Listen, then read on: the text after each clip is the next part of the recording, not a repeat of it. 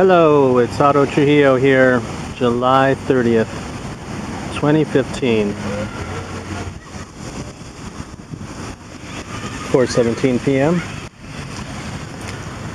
It just hit me as I was looking at my cell phone that it is a very important day. Of course, subconsciously, I had known that this day was coming. It's like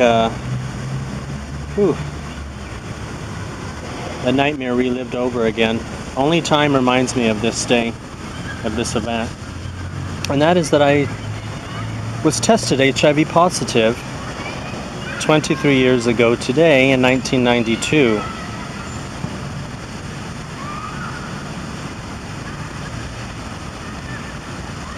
Where do I start? Probably by saying that I was in college, living in Commerce City. I had a partner. His name was Tom. He was 5 years older than I was. He was 26. Let's see. I was 23. He was 28. Very loving man. He was so good to me, even though I was a huge alcoholic at 23. At 21, I was a big alcoholic already. I think I already had 3 DUIs. No, wait, I had 2 DUIs and been in detox a couple of times, only like twice. And I was going to college. I was going to Metro State. I was in the closet, completely in the closet. That's why I had drank myself to death during that time. I was not comfortable of coming out to my family at that time. Being a Latino gay male, I was supposed to marry my high school sweetheart. You know, you're supposed to marry that high school sweetheart. I was supposed to have short hair. I was supposed to go to church all the time. I was supposed to do what my mom did, you know. So that didn't work out, actually. So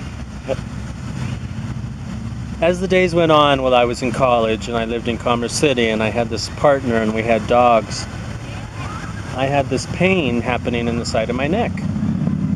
And actually there was like this bump that grew from the top of my ear to the bottom of my neck.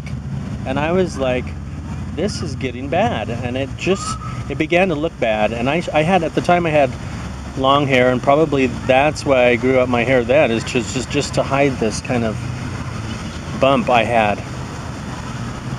Of course, prior to that, when I had graduated in 1990, my hair was falling out really bad.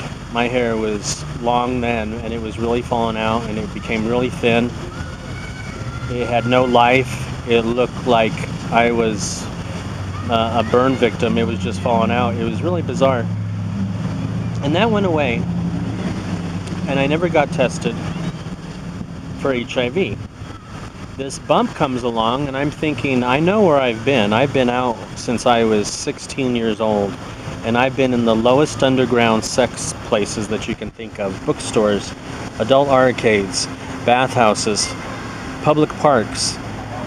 When you're a gay man and you live in a culture that does not accept you, you have to go behind closed doors, and I mean you have to go deep if you don't want to be caught. If you seriously, they have created these places. Of course, all these places were created beforehand. Before I came out, you know, gay life has been going on for centuries. So I walked in, you know, one place led to another. You talk to one person and it leads to another place, and you get to know those places. So I knew where I had been.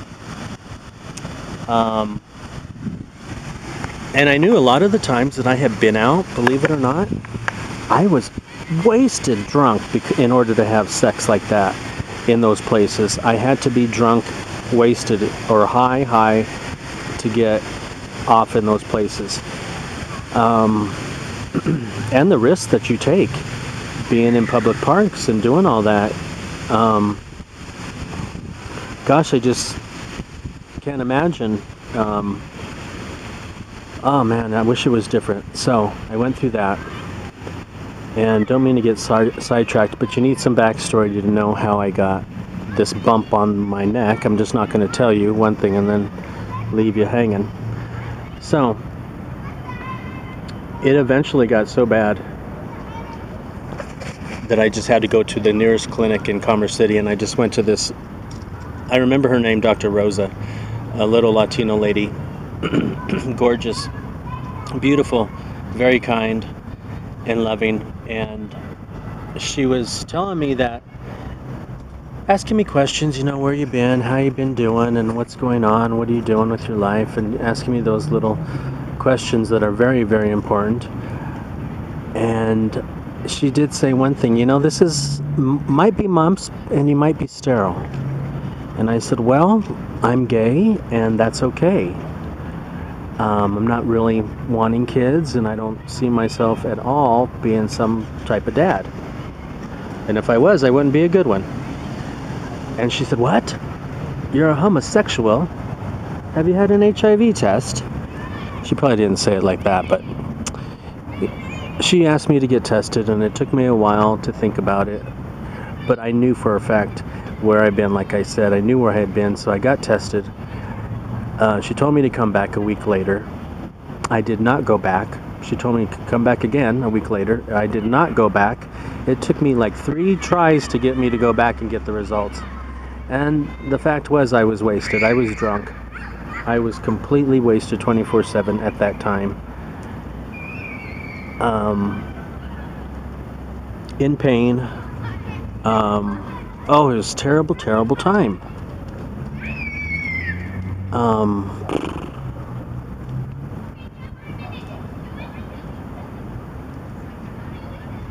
Got the test results.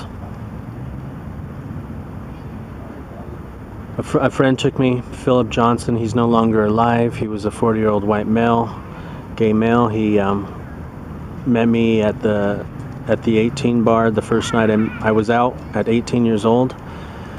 And 5 years later, together we were getting an HIV test that could end my life. Like I said, he was very loving, so he went with me, and the doctor walks in. She has a big notebook, 3-ring notebook in her hand. It's big and blue, probably the size of the yellow pages. And she hands it to me and says, you have tested HIV positive. This is the book that will help you take care of yourself. And I still have that book today. I'm here at Inglewood.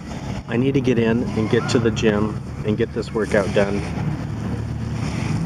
I feel good to be here. It only time reminds me of HIV, and only there comes to a time right now where it is literally, everything is like, it has become my career. So it has become my life. It has become my lifestyle. I live and breathe health issues. I'm very passionate. I do have a sense of humor, but I also love to get serious. And while I have the chance, I'm not going to waste my time. This is not wasting time, though, to see kids run through the sprinklers. This is really an enjoyable time where you have to kick back and enjoy these times and not all be consumed by the world around you and what's going on. I do pray a lot, and I would say prayers is what got me through back in '92. Even though my mother was very anti-gay and anti-social. For me growing up, it was no friends, no staying overnight at places. And for her now, we are like real tight, me and my mom, and we're close. Things are completely the opposite. I'm sober. Been sober for literally 19 years. I have a lover of 14 years. I've been working out at the rec centers and gyms since 97.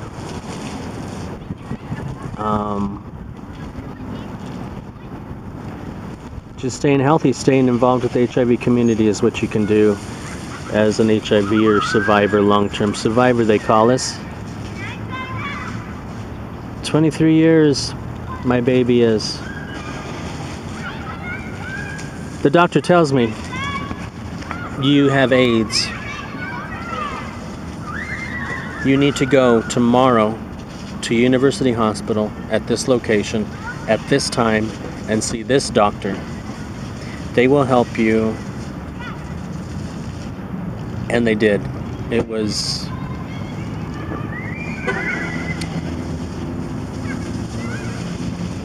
one of the best experiences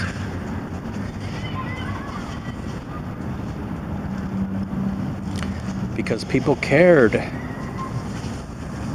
There was no pills, you know. They literally thought you were going to die within 6 months. When they looked in your eyes, they knew that you were going to be gone in about 6 months.